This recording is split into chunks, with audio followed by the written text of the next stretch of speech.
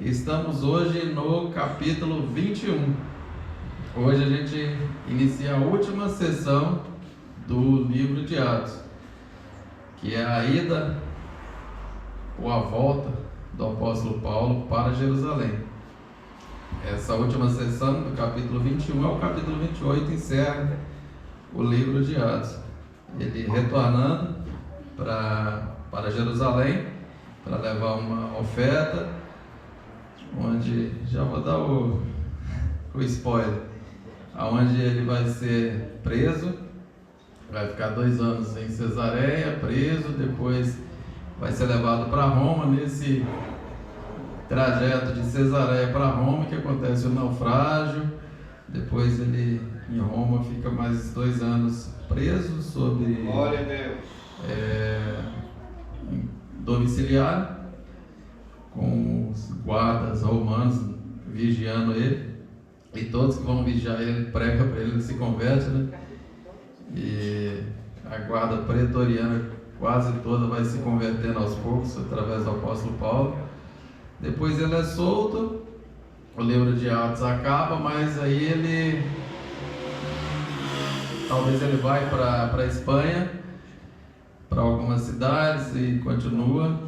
Aí depois Nero assume, coloca fogo em Roma, coloca culpa nos cristãos, e aí começa a perseguição brutal, e o assassinato, o martírio, e ali Paulo é levado de novo, e dessa vez ele é decapitado e parte para o Senhor. Ele e os demais apóstolos, né? A aposentadoria dos apóstolos foi o jubileu, né? Foi a morte e a ida para Jerusalém Celestial. Bom, então, só para recapitular, para a gente contextualizar aqui o capítulo 21, o contexto é o seguinte: Paulo ele passou 3 anos em Éfeso, que faz parte da Ásia, e ali aconteceu talvez o maior avivamento da igreja primitiva. Você se lembra que Éfeso era uma cidade grande, mais de 300 mil habitantes, e os 3 anos que o apóstolo Paulo passou ali, ele passou numa escola de um filósofo chamado Tirano, ensinando todo dia, e toda a Ásia ouviu o Evangelho. Ali naquela cidade houve mais de 50 mil conversões, que mudou o tecido social da cidade, né? Porque tinha o templo da Diana, o maior templo da época, foi uma das 7 maravilhas do mundo antigo, e ali havia peregrinação, turismo religioso, e ali mexeu na economia, porque muita gente se converteu, abandonou a prática de magia, queimaram livros, os chamado pergaminho mágico, né, onde ensinava o ocultismo, e fizeram uma montanha de livros em praça pública, e aquela conversão mexeu na cidade, teve um grande tumulto, e muitas igrejas nasceram, Hierápolis, Colossos, aquelas 7 igrejas da Ásia de Apocalipse nasceram nesse período, Laodiceia, enfim, todas aquelas igrejas ali. E ali, por aquele tumulto, foi talvez o primeiro tumulto que não foi produzido pelos judeus, né, que viviam perseguindo eles. A gente vai ver também nesse capítulo que são inclusive os judeus aqui de Éfeso, da Ásia, que causa aquele tumulto lá em Jerusalém. E ali ele tem que sair, ele vai para Mileto, uma cidade próxima, ali recebe os anciãos, chama a liderança, próximo assim, mais de, acho que 73 quilômetros na época que não tinha carro nem nada, né? Então comia muita poeira pelas estradas ali, né? Para rodar tudo isso. E em Mileto ele manda chamar os líderes de Éfeso, os anciãos, os bispos, presbíteros, e ali na praia ele despede. É uma cena emocionante, ajoelha, chora, dá uma advertência que se cumpriu cabalmente, né, que ia, com a saída dele no futuro, ia entrar lobos vorazes para pastorear as igrejas. E ali ele segue, ele passa pela Grécia, né? Troade, Macedônia, e enfim. E aqui a gente está no capítulo 21, onde nós iremos dar sequência nesta viagem de Paulo em direção a Jerusalém. Paulo, ele foi, depois da conversão dele, ele foi 5 vezes em Jerusalém. Logo após a conversão, no capítulo 9, no versículo 26, fala da ida dele para Jerusalém. Depois, no capítulo 11, versículo 30, ele volta a Jerusalém. No capítulo 15, ali no concílio, vocês se lembram? Concílio de Jerusalém, capítulo 15, versículo 2, ele estava lá. Capítulo 18, versículo 22, e essa vai ser a última, no capítulo 21, 17, vai ser a última ida de Paulo a Jerusalém. Ali, depois ele não volta mais, pelo menos para Jerusalém terrestre, né? Ele vai para Jerusalém celestial depois. Ele advertiu, e a gente vai ver que o Espírito Santo falou para ele do que ia acontecer. Muitos irmãos, a gente vai ver aqui também falando com ele, inclusive um profeta muito conhecido, né, na igreja primitiva, Ágapo. E o objetivo dessa viagem agora, que ele está indo para Jerusalém, é levar uma grande oferta. Tem quase um ano que o apóstolo Paulo está recolhendo essa oferta das igrejas, né? Foi uma campanha que durou quase um ano. E ali ele tinha uma grande oferta para levar para os pobres lá da Judéia, né, de Jerusalém. E aí ele poderia até, depois de todas as advertências, né, que ia acontecer, poderia criar uma comissão, né, falar, leva uma oferta, eu vou ficar por aqui, porque o negócio lá não vai ficar muito bom para o meu lado não. Mas ele estava convicto que tinha que levar aquela oferta para Jerusalém, para os pobres da igreja de Jerusalém. Talvez também porque para recompensar, né, todo o mal que o apóstolo Paulo já tinha feito para a igreja, né? Vocês se lembram, né, que antes da conversão dele, que ele perseguia e lançava em prisão os crentes. Então talvez essa imagem não saía da mente dele, né, do mal que ele causou para a igreja. Ele talvez fosse para recompensar um pouco, né, levar um pouco de alegria para os irmãos que estavam em bastante dificuldade, né? E aqui a gente inicia o capítulo 21. Todos estão com a Bíblia aberta aí? Amém. Então vamos iniciar, capítulo 21, a partir do versículo 1.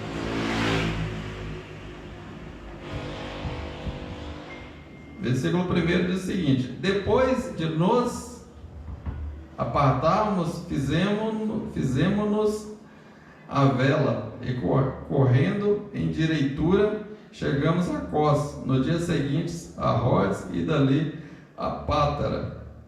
Bom, aqui começa, parece um diário de bordo, né? Que na verdade é um diário de bordo. Ele vai falando as cidades que ele foi passando, parando, e vai narrando os acontecimentos mais importantes. E aqui Lucas ele descreve essa rota bem detalhada, que a gente vai, da viagem de Paulo, né? E Lucas estava junto com ele, né? Ele fala nós aqui, né? Nos apartamos, ele estava lá no meio, né? E de Mileto aqui para onde ele já está, no versículo 1, era em média 6 horas de navio, né? Facilitava muito, porque essas viagens que o apóstolo Paulo fez, se for calcular, você pega o mapa de geografia bíblica e sai traçando ponto por ponto de todas as viagens, ele dá mais de 14 mil quilômetros. Então assim, facilitou muito o navio, né? E só que assim, a gente vai ver mais para frente aqui nos outros capítulos os naufrágios também, né? Que era muito perigoso, né? E inclusive esse navio que ele está, a gente vai ver que também não é igual a esses que o povo viaja por aí, esses transatlânticos, não, era navio de carga.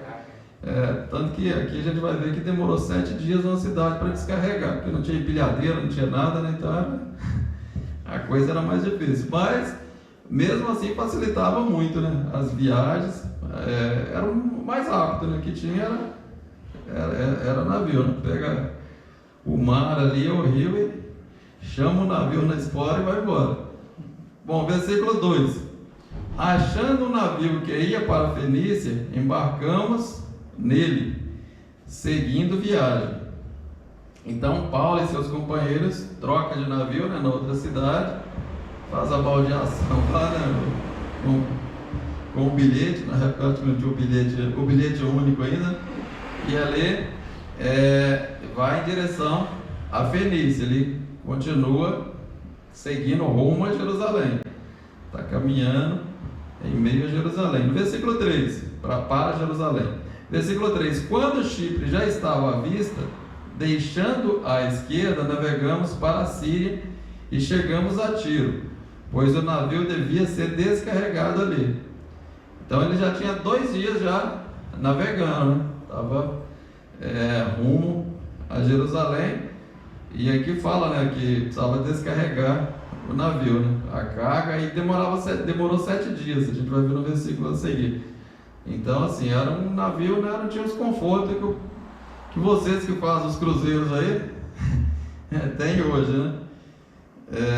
Era um pouco bem mais difícil, né? E aí ele chega a Tiro, né? Versículo 4: encontrando os discípulos, permanecemos lá durante 7 dias, e eles, movidos pelo Espírito, recomendaram a Paulo que não fosse a Jerusalém. Bom, esses 7 dias é o tempo que descarregava o navio, né? Ele permaneceu ali em Tiro 7 dias e ali já começa a advertência, né? Os irmãos movidos, Lucas faz questão de falar que não era na carne, não, era movido pelo Espírito.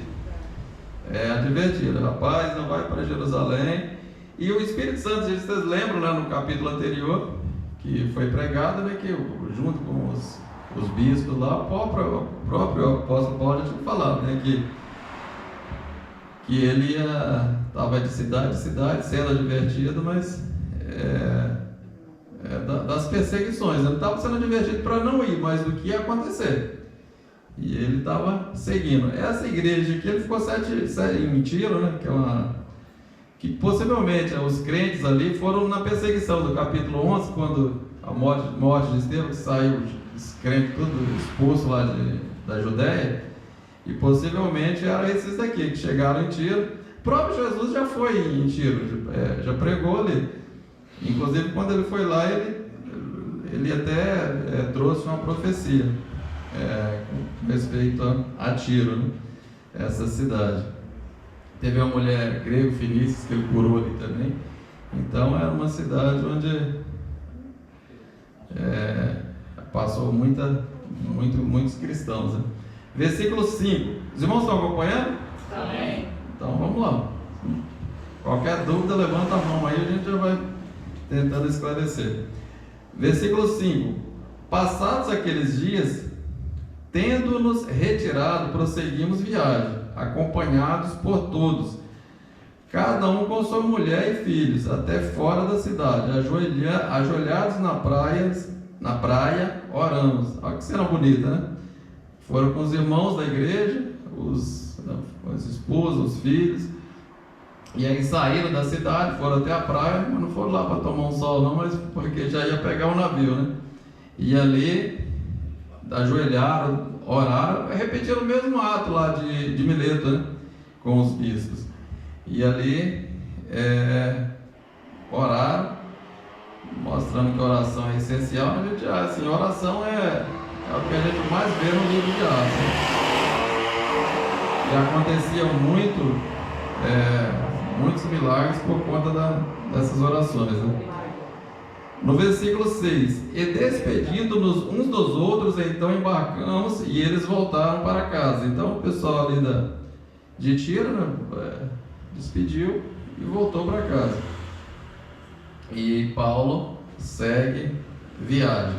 Versículo 7: quanto a nós, concluída a viagem de Tiro, chegamos a Ptolemaida, onde saudamos os irmãos, passando um dia com eles. Ptolemaida já era uma outra cidade, era uma cidade grande, assim, não tão grande igual a Éfeso e essas outras, né? Uma cidade de porte médio para a época, né? Hoje seria uma cidade pequena, né? Mas era uma colônia romana, então era uma cidade importante, né? Porque fazia parte do Império, foi anexado ao Império, e Paulo passou esse dia ali com os crentes, né? Mesmo que por um breve período, né? Apenas um dia. Então, passou ali fortalecendo a comunhão, né? O versículo 8: no dia seguinte partimos e fomos para Cesareia, e entrando na casa de Filipe, o evangelista, que era um dos sete, ficamos com ele.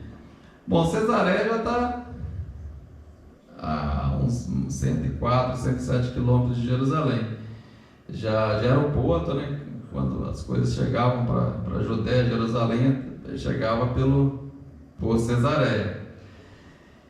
E ali ele encontra Filipe, um dos sete, que era um dos 7 diáconos lá vocês lembram, né? Atos 6.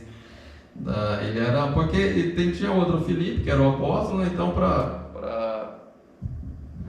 para mostrar que não era o apóstolo, o Filipe, um dos 7, né? Que era um dos diáconos, e ele vai até a casa dele, ele é recebido por ele, né? Ele com os amigos dele se hospedam ali na casa do Filipe, o evangelista, que foi diácono, né, ganhador de alma e tal.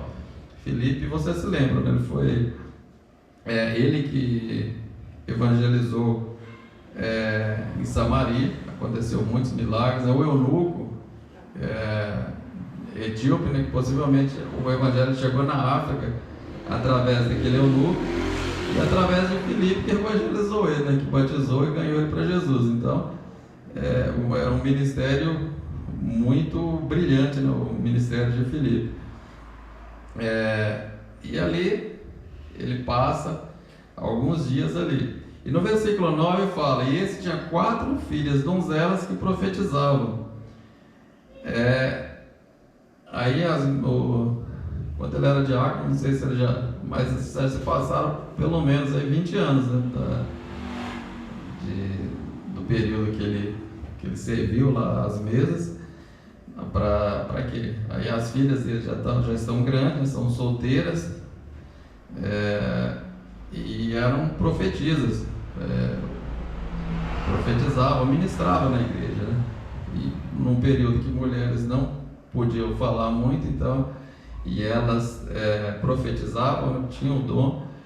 Então Filipe era um sujeito bastante abençoado, uma família muito abençoada. Inclusive,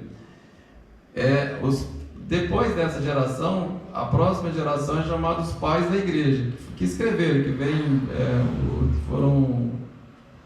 fizeram esse intermediário entre os apóstolos, né, e a próxima geração.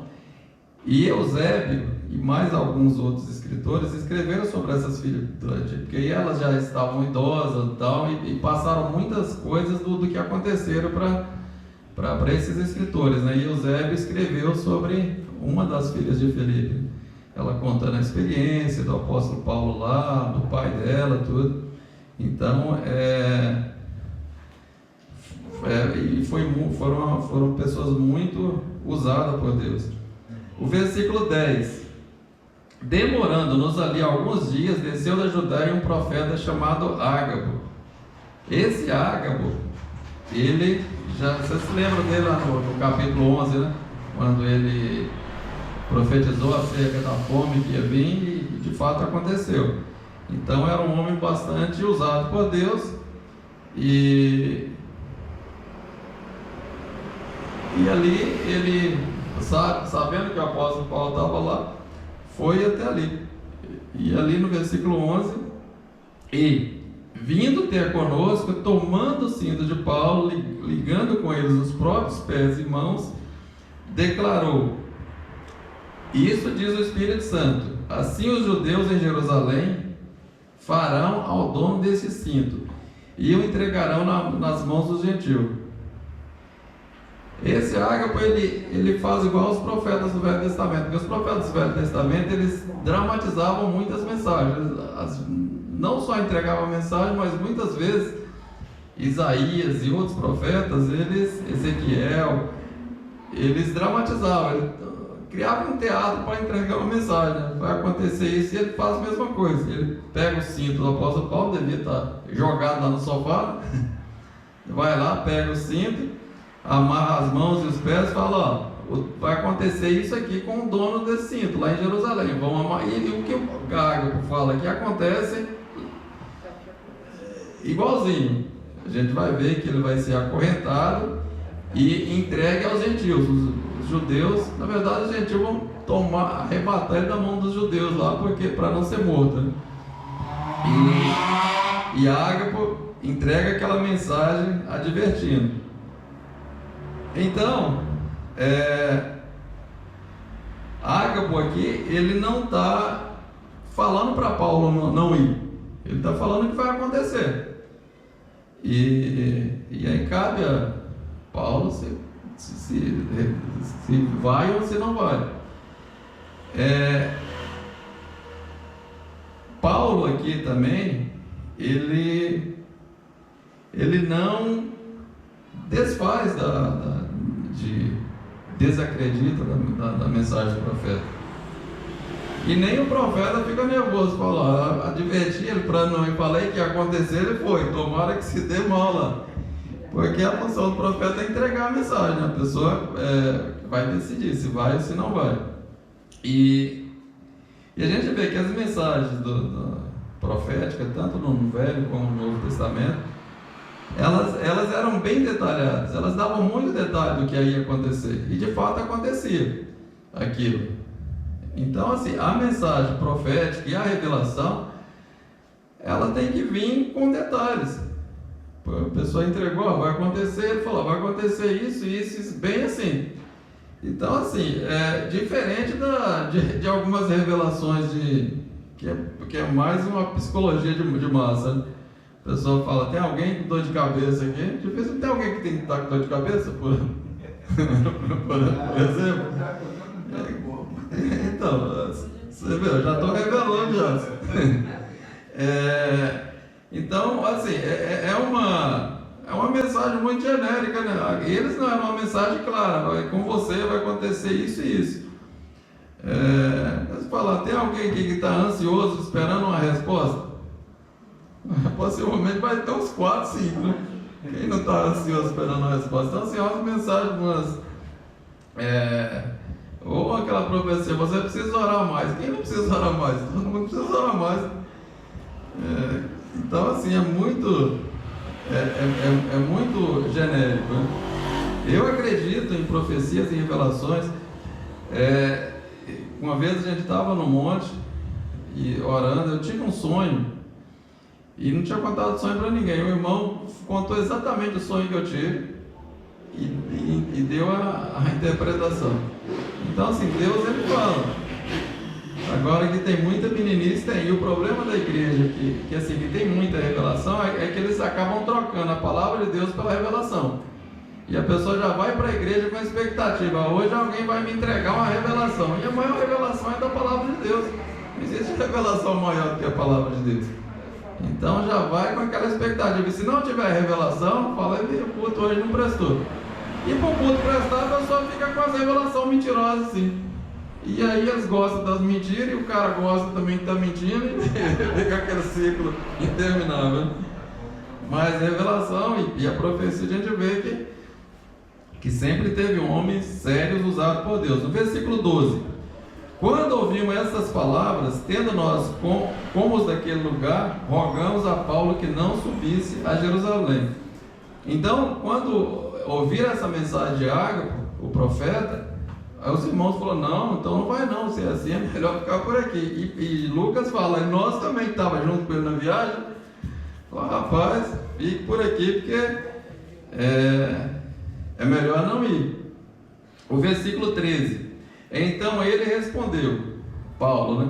Que fazeis chorando e quebrantando meu coração? Pois estou pronto não só para ser preso, mas até para morrer em Jerusalém pelo nome do Senhor Jesus. Então Paulo fala, vocês ficam pedindo, implorando, chorando, falou, vocês estão amolecendo meu coração. Eu quero ir, vou lá entregar a oferta, o Espírito Santo de Deus já falou, está comigo, e se tiver que morrer, vou morrer, estou pronto para tudo. Eu só não quero que vocês fiquem amolecendo meu coração aí com esse choro. Então ele reafirma, né, a disposição de enfrentar qualquer consequência por amor a Cristo, até mesmo a morte, né? Versículo 14: como, porém, não o persuadimos, conformados dissemos, faça-se a vontade do Senhor. Então, não conseguiram convencer, falou, então faça a vontade do Senhor, né? Então, essa predição profética do Espírito Santo era como uma advertência, né, do que ia acontecer. Não estava falando para ele, mas estava só predizendo o que vai acontecer. E Paulo já estava decidido aí, vamos até o final. A profecia não estava falando para ele não ir, e sim o que ia acontecer, né? Versículo 15: depois desses dias, tendo feito os preparativos, subimos a Jerusalém. E aí eles se prepararam. Vamos se preparar aqui, porque se preparou e partiu de Cesareia para Jerusalém.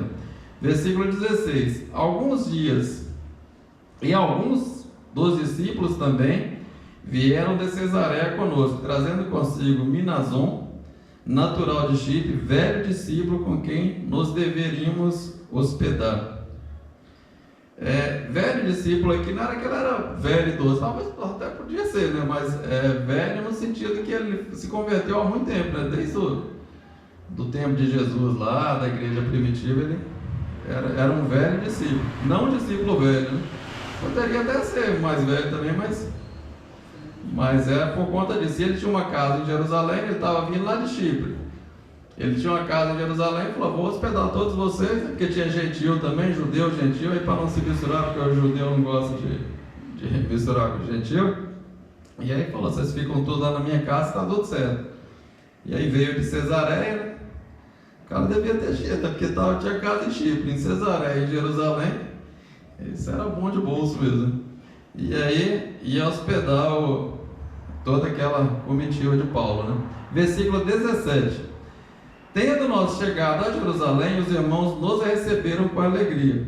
Então, quando chegou lá, os irmãos da igreja de Jerusalém, o Paulo não era muito conhecido em Jerusalém, porque, você vê, ele foi lá só 5 vezes, né, e foi tudo muito rápido também. Ele era conhecido fora. Tanto que a gente vai ver que quem reconheceu ele, né, foram os de fora, os judeus de fora. Mas os de lá mas mesmo assim os irmãos receberam com muita alegria. E ele estava meio apreensivo, né? Será como vai ser? Quando você vai visitar, assim que você fica meio apreensivo, será como que vai ser lá, né? Mas ele e a comitiva foram muito bem recebidos, né? Versículo 18: no dia seguinte, Paulo foi conosco encontrar-se com Tiago, e todos os presbíteros se reuniram. Tiago aqui é o meio-irmão de Jesus, né? Que escreveu o livro de Tiago, que ganha o nome dele, Tiago. Os presbíteros, então, Tiago, ele estava presidindo a igreja lá de Jerusalém, só que, assim, não era um governo de um homem só, né? Ele e os presbíteros, as igrejas aqui tinham uma comissão, né? Aqui não fala dos apóstolos, os apóstolos não estavam em Jerusalém, nesse período já estava espalhado pelo mundo afora pregando o evangelho, e apenas Tiago e os presbíteros ali pastoreando, né, a igreja de Jerusalém. E aí Paulo foi se encontrar com Tiago e com os presbíteros ali.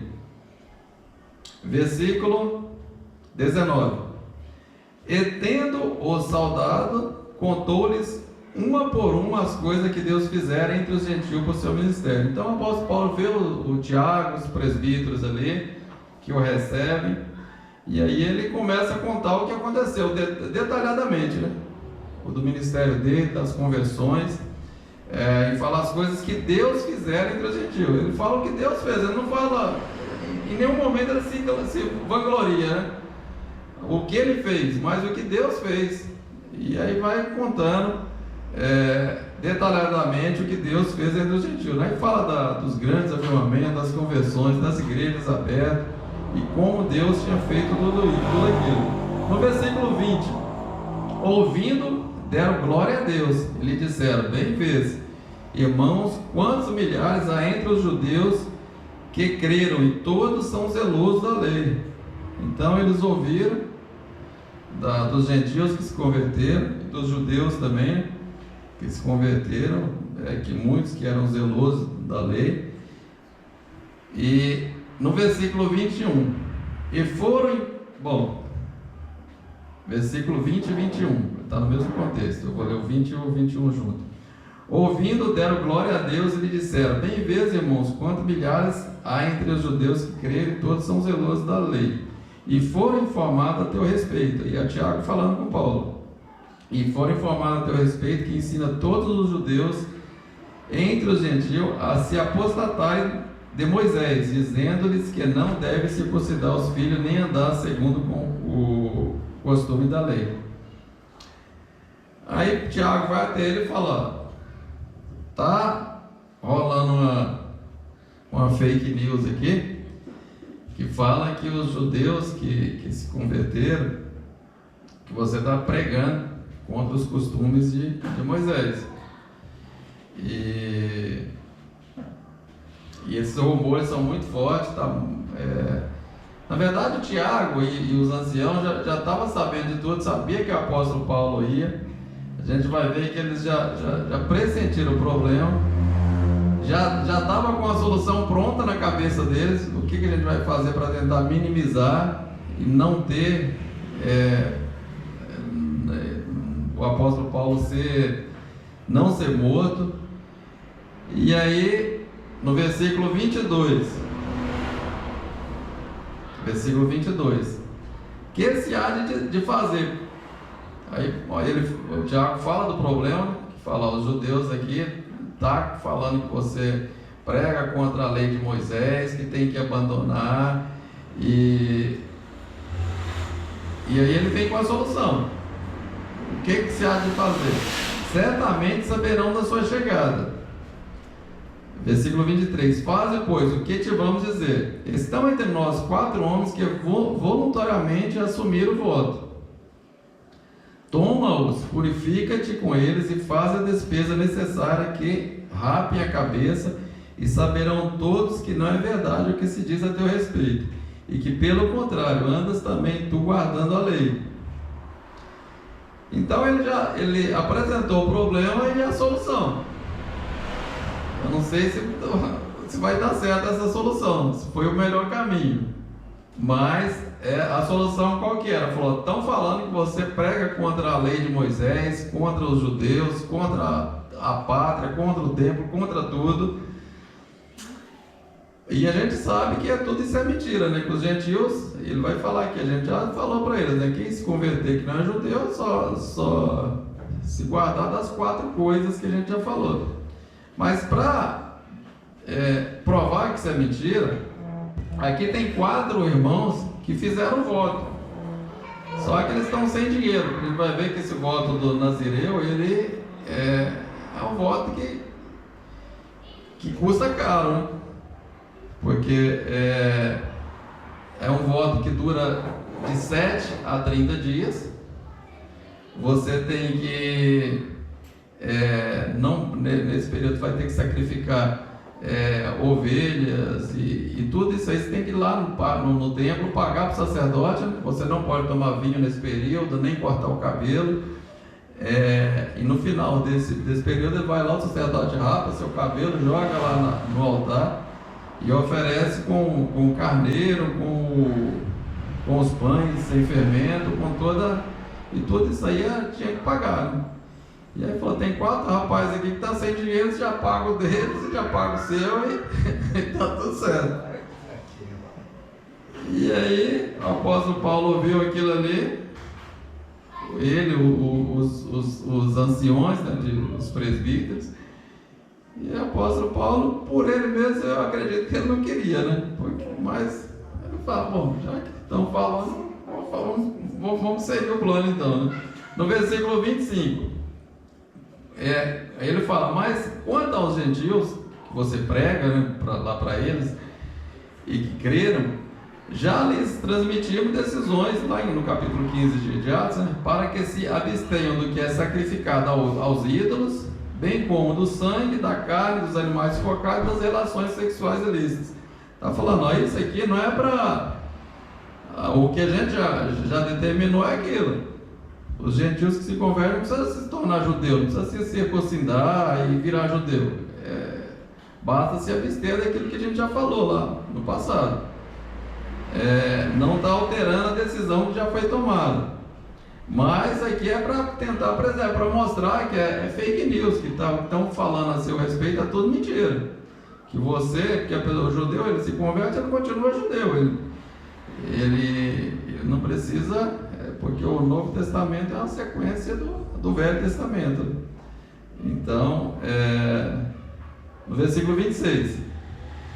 Então Paulo, tomando consigo aqueles homens, no dia seguinte, tendo se purificado com eles, entrou no templo, publicando o cumprimento dos dias da purificação, até que se oferecessem oferta por cada um deles. Então, no mínimo 7 dias para a purificação, como ele estava vindo dentro dos gentios, e para os judeus, quando você anda perto dos gentios, você fica impuro. E aí tem um ritual da purificação, e aí ele ia passar pelo menos 7 dias, né, para aquele voto do nazireado, né? E se fazia esse voto, né, do nazireu, às vezes para agradecer por alguma coisa que tinha recebido de Deus, uma cura, uma bênção, enfim. E aí aqueles 4 rapazes estavam fazendo junto com ele, e talvez estipularam o prazo durante 7 dias, né? Oferecer os cordeiros, né? Para a purificação dos pecados, aquelas coisas todas. E para o apóstolo Paulo, tudo isso aí já fazia parte do passado, porque o verdadeiro cordeiro de Deus já havia morrido, né? Mas ele estava ali só para mostrar que ele não pregava contra o Moisés, nada disso, mas sim que Jesus era o Cristo, o Salvador, e que o maior sacrifício, Jesus foi o sacrifício, o Cordeiro Imaculado, que tira o pecado do mundo. Glória a Deus. Então, mas ali ele estava seguindo um conselho dos anciões e do Tiago, né? Porque Paulo, ele era o tipo de pessoa que construía pontes, né? Então, ele estava chegando, os líderes da igreja lá de Jerusalém, falou do problema, falou, a solução seria essa. Então vamos fazer, né? Ele estava demonstrando respeito pelas tradições dos mais velhos, né? E tentando quebrar aquela barreira, né? Desmistificar, desmentir aqueles judeus que estavam falando contra ele. Versículo 27. Quando já estavam para findar os 7 dias, os judeus vindo da Ásia, aqueles lá de Éfeso, né? Vendo-o no templo, alvoroçaram todo o povo e o agarraram. Então, Paulo ele não era muito conhecido em Jerusalém, mas fora de Jerusalém ele era muito conhecido, né? Então, quando os judeus da Ásia viram, falou, rapaz, olha ele aqui, encontramos ele. Perseguição longa, hein? Não, esses judeus aí que perseguiam eles para todo lado, né? Onde ele ia, então, quando viram ele lá, ele foi reconhecido, apesar de que estava careca, aliás, ainda não estava careca porque não tinha ainda entregue o voto, né? Mas reconheceram ele. E na época, e aqui a gente está falando da festa do Pentecoste. A festa do Pentecoste, a igreja quintuplicava. Não tinha hotel, hospedaria, até você tomar um cafezinho na padaria lá era difícil. A igreja lotada. A igreja não, a cidade lotada. Então, porque vinha judeu de tudo quanto é canto, né? E tinha mais judeu fora do que na própria cidade, né? E além de judeu, convertido ao judaísmo, né, que é os prosélitos, os tementes a Deus, estava tudo ali. E aí reconheceram Paulo lá no meio. Ele estava com o Trófimo, né, que era um da Ásia também. E aí a gente vai ver o tumulto que acontece, né? Versículo 28. Clamando. Aí quando eles reconheceram, eles já começaram a gritar lá no meio da rua: israelita, acudir. Este é o homem que por toda parte ensina todos contra o povo, contra a lei, contra este lugar. Além disso, introduziu também gregos no templo e profanou esse santo lugar. E aí ele já começa com mentira, já vem um combo de mentira, né? Esse daqui que é aquele que prega contra a lei, contra nós, contra o templo, contra tudo. E ele veio e entrou no templo com gregos, com gentios, profanando o templo, porque o templo ele tinha vários átrios. Até o primeiro átrio, qualquer um podia entrar, gentios. A partir do segundo, já era só judeus, e aí tinha placa em latim, em grego. Se algum gentil entrasse, era pena de morte, e os romanos, inclusive, autorizavam, porque estava profanando o templo, então poderia ser morto, né?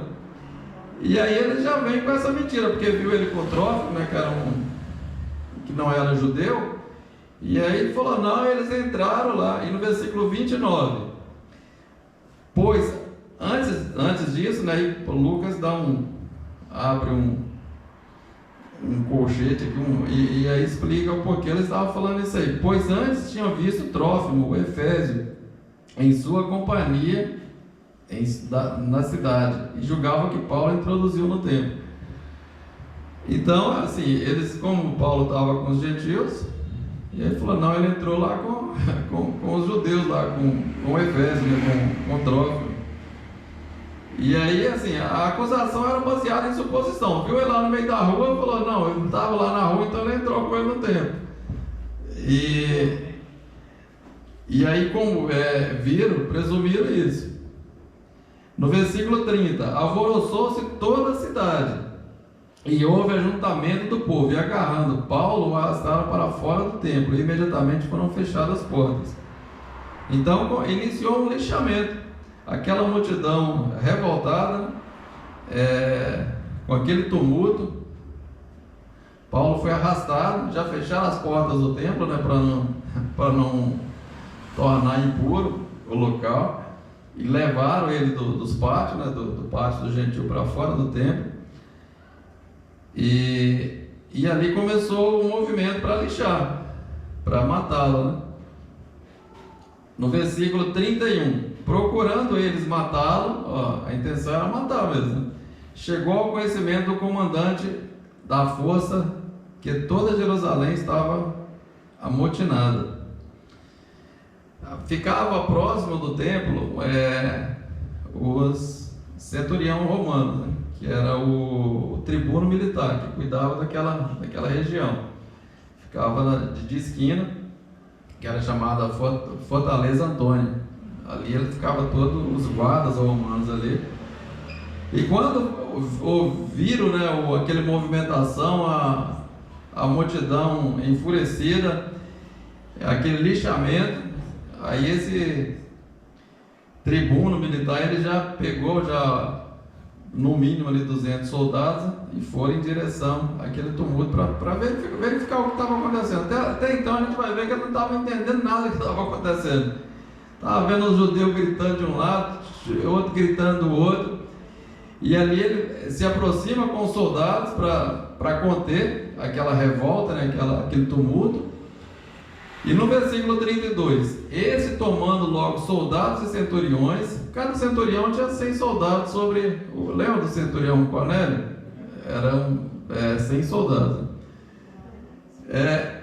Porém, vendo chegar o comandante e soldado, cessaram de espancar Paulo. Então estava espancando ele, quase matando, né? E aí, com a chegada, eles pararam de espancar Paulo.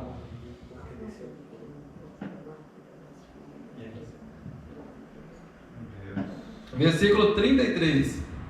Estão prestando atenção, irmãos? Amém. Tá seguindo o raciocínio? Sim. Então vamos lá.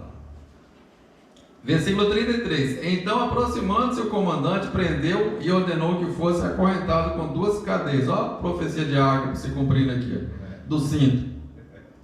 Acorrentado com 2 cadeias. E perguntou quem era e o que havia feito. Então, ele agora estava sob custódia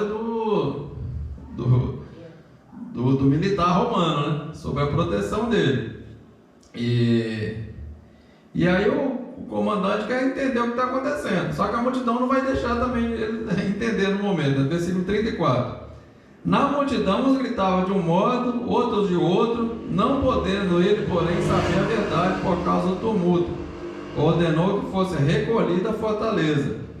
Então ele tentando saber, mas a multidão gritando lá, berrando, ele nem estava entendendo nada. Ele falou: não, recolhe, leva lá a gente verifica o que está acontecendo. Versículo 30. Ao chegar às escadas, foi preciso que os soldados o carregassem por causa da violência da multidão. Então estava muito agitado, muito tumulto. Aí foram obrigados a levantar Paulo e levar por cima para não ser morto, né, pela violência da multidão. Versículo 36. Porque a massa do povo o seguia gritando: mata-o. Isso é os religiosos que estavam na cidade, viajaram quilômetros para adorar a Deus na festa do Pentecostes, tudo com o coração bem bonzinho assim, né? Gritando: mate, mate. Oh, miserável. Então a multidão tomada de ódio queria a morte de Paulo. Esse é o religioso. Versículo 37. Quando Paulo ia sendo recolhido à fortaleza, disse ao comandante: é-me permitido dizer alguma coisa? Respondeu ele: sabe o grego? Então, quando ele estava subindo as escadarias naquele local, Paulo falou em grego com o comandante. Se podia falar ao povo. E aí o comandante estranhou, né? Falou: caramba, você fala grego? No versículo 38. Não és tu, porventura, egípcio, que há muito tempo sublevou e levou ao deserto 4.000 sicários? Ele falou: vi agitação, pensei que você fosse aquele egípcio que há 4 anos fez uma revolta, levou 4.000 terroristas lá pro Monte das Oliveiras. E esses terroristas, eles sicário porque eles usavam uma faca que era Sica, que era da cidade Sica, né? E a intenção deles era matar romano e matar judeu, porque eles promoviam um tumulto mesmo, para tentar a libertação do povo. Aí o romano fala: mas pensei que fosse que você fosse esse egípcio. No versículo 39, aí Paulo fala, respondeu Paulo: não, eu sou judeu, sou natural de Tarso, uma cidade grande, né, não insignificante, e rogo que me permita falar ao povo. Então Paulo se identifica: eu sou judeu, eu não entrei no templo sem permissão, não sou gentil, sou judeu, posso entrar no templo, entrar e sair. E sou de Tarso, uma cidade inclusive que é anexada ao romano. Então, em outras palavras, eu sou cidadão romano, sou judeu, mas também sou romano por nascimento. Versículo 40. Obtida a permissão, não era centurião, o militar que cuidava daquela frota, tropa, né? Permitiu. Paulo, em pé na escada, fez sinal com a mão ao povo e fez um grande silêncio. E ele falou em línguas hebraicas, dizendo... Bom, aí acaba o capítulo aí, né? Aí você vê que já é cenas do próximo capítulo, já para pensar o que ele vai falar, né? Paulo pede a permissão, e aí ele começa, você vê, ele falou em grego, e aí ele começa a falar em hebraico, já para o povo. E a gente vai descobrir, vou dar um spoiler também, né? Que ele não vai se defender. Porque o natural seria o quê? Você se defender. Ele falou: estou sendo acusado disso, isso é mentira, não é verdade, é mentira por causa disso, isso, daquilo. Apóstolo Paulo, quando ele viu a multidão, ele queria pregar o evangelho. A gente vai ver que assim, ele está todo arrebentado, espancaram ele com a camisa toda rasgada, a calça rasgada, saindo sangue do lado da orelha, mas ele não vai se defender, ele vai aproveitar esse momento para pregar, e vai contar o testemunho dele, e vocês vão ver nas cenas do próximo capítulo, na próxima aula. Mas o que a gente aprende com esse capítulo aqui, no capítulo 21?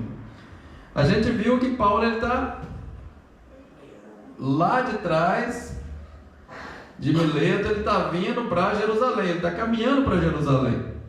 Ele está indo, ele tinha uma missão, tinha que levar a oferta ali, ele estava caminhando para Jerusalém. E nós estamos caminhando para Jerusalém também. A gente está caminhando para Jerusalém celestial.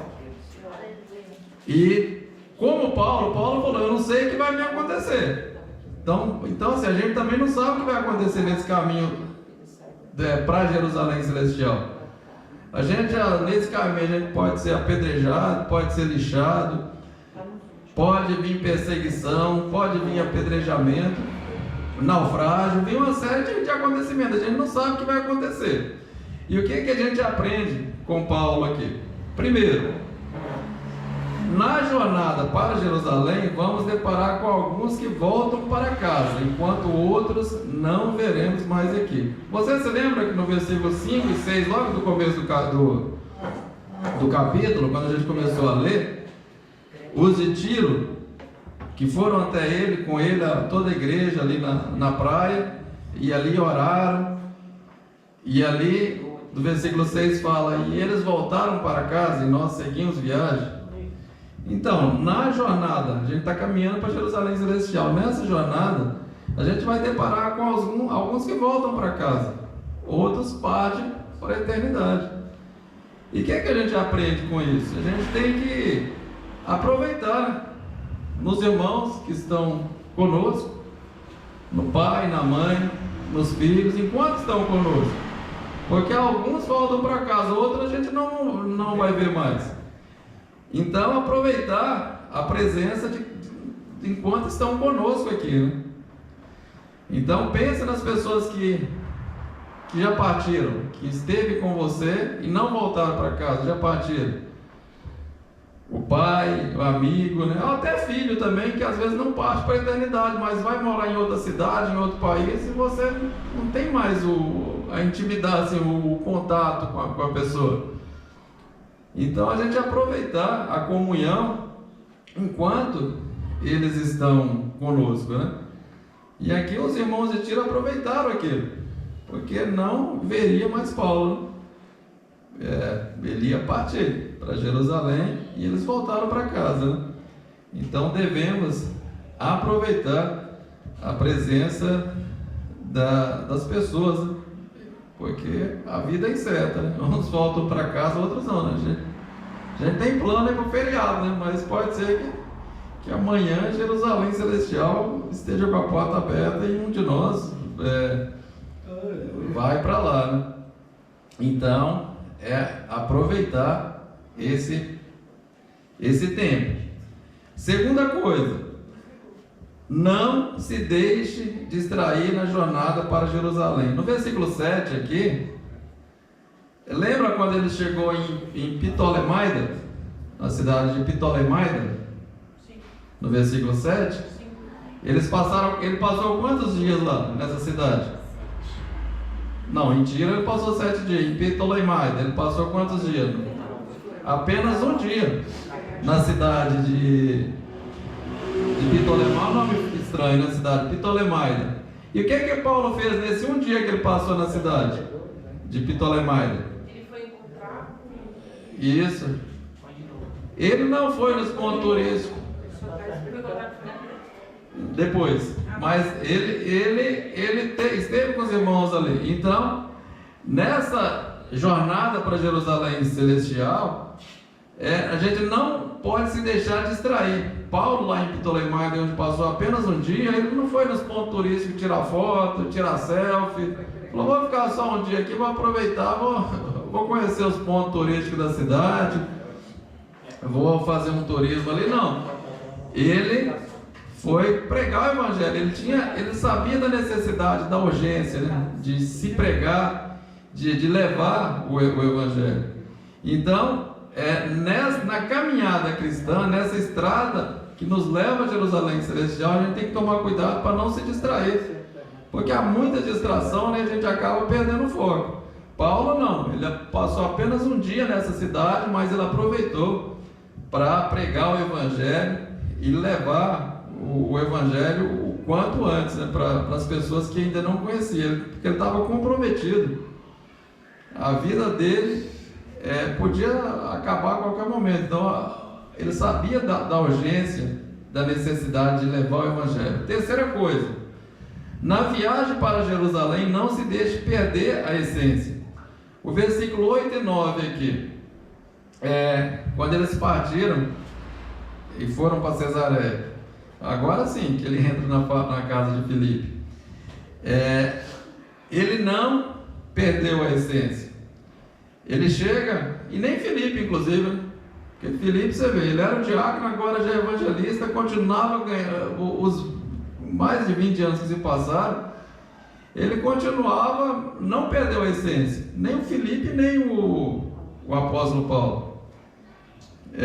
Então, assim, não se deixar perder a essência. Filipe aqui tinha as filhas, Deus abençoou ele, né, com as filhas que serviam a Deus, profetizavam, era serva de Deus, e às vezes pode não acontecer, né, porque na vida cristã, porque a vida cristã ela não é uma conta matemática exata. Faça o bem e acontecem coisas boas. Aqui ele abençoou as filhas dele, servindo a Deus, ministrando, profetizando. Mas, por exemplo, o rei Ezequias, o filho dele, ele era um servo de Deus, mas o filho dele foi Manassés, um ímpio, né? Então pode acontecer isso. Samuel também, né? Um profeta, os filhos deles se tornaram ímpios também. Então, não deixar perder a essência. E quarta coisa, no caminho para Jerusalém, não se deixe perder a humanidade. Do versículo 10 ao versículo 14, quando o Ágapo entregou a profecia, os irmãos insistiam, não vai e tal. Ele falou assim, vocês estão quebrantando meu coração, amolecendo meu coração. E Paulo, a gente vê que assim, ele não, assim, os lixamentos, apedrejamento, perseguição não tornou o Paulo um cara duro. Você vê que um pouco antes ele chorou lá com os anciãos lá na praia também orando. Então ele ainda tinha sensibilidade, ele ainda chorava, ele ainda sentia amor, ele não tinha perdido, não perdeu o afeto, não perdeu a ternura. Porque no caminho para Jerusalém acontece tanta coisa que às vezes a gente pode até perder a humanidade, se tornar robô, fazer tudo no automático, perder a essência. E ele não perdeu a essência, ele não perdeu a humanidade, ele continuava humano, continuava servindo a Deus. A gente vê a linguagem emotiva aqui, né? Quebrantando meu coração. Então, ele não questionou a veracidade da profecia de Ágapo, ele acreditava que era o profeta, ia acontecer, mas ele falou, não, estou disposto a ir, eu tenho uma missão e vou até o fim. Então, na jornada para Jerusalém Celestial, a gente aprende nesse capítulo isso. Primeiro, que alguns voltam para casa, outros não. Então a gente tem que aproveitar a oportunidade com os irmãos, porque nem sempre vocês vão ter um pastor que pregue a palavra, que ensina. Então aproveitar enquanto ele está aqui pregando, ensinando, porque tem hora que vem outros que não pregam a palavra, que está interessado em outras coisas. Aproveitar os irmãos, o pai, a mãe, os filhos, aproveitar a comunhão enquanto estamos aqui. E talvez os irmãos estavam chorando aqui também, porque falou, Paulo, a gente tem um pastor na envergadura de Paulo, né? E ele está indo embora, a gente não vai mais vê-lo, né? Então, assim, eles estavam chorando talvez por isso, né? Só que por outro lado também, apóstolo Paulo vai embora, mas Jesus fica. O pastor vai embora, mas Jesus fica, o Espírito Santo fica, ele vai continuar conosco. Amém. Então, mas a primeira lição é essa: na jornada para Jerusalém, aproveitar a comunhão, não se distrair pelo caminho, né? O apóstolo Paulo, ele aproveitava todo momento, ele não se deixava se distrair por nada, e não perdeu nem a essência nem a humanidade. Então, as lutas, talvez a gente não é apedrejado literalmente igual ele, mas somos caluniados também, temos muitos obstáculos pelo caminho, e tudo isso pode perder a essência, né? Você para de orar, de ler a Bíblia, de como falar, mas é igual aquele ditado, né? Quanto mais eu rezo, mais assombração me aparece, eu vou parar de orar. Então, perder a essência, e aqui a gente aprende não perder a essência, não perder a humanidade, aproveitar os irmãos, a comunhão, não perder a comunhão, aproveitar os momentos, né? Não se deixar distrair, e é isso. Capítulo 21 encerrado, próximo quinta-feira, capítulo 22, e as palmas. Glória a Deus.